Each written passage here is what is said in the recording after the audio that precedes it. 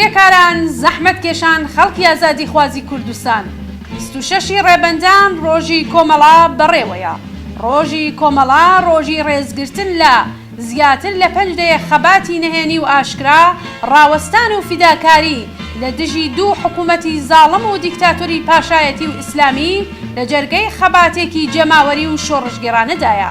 لە 26 ڕێبەنداندا دەنگێک لە گەڕووی خەڵکی ڕاپەڕی و دڵپڕ لە قین بەرز بووەوە، پڕ بە هەموو شەقام و کۆڵانەکان سرودی ئازادی خوێن. ئەو دەنگە کۆمەڵە بوو، چرایەک لەسەر شاهۆ، ئارێز و ئاویەر و نەکەرۆز و ناڵشکێنە و ئاربابا و وەنەوشە هەڵگیرسا. ئەو چرای ڕووناکی بەخشی کۆمەڵە بوو. کرێکارێک بۆ یەکەم جار سرودی ئەنتەرناسیۆناڵ، سرودی هاوپشتی جیهانی کرێکارانی بە زمانی خۆی خوێند. ئەو کرێکارەیش کۆمەڵە بوو.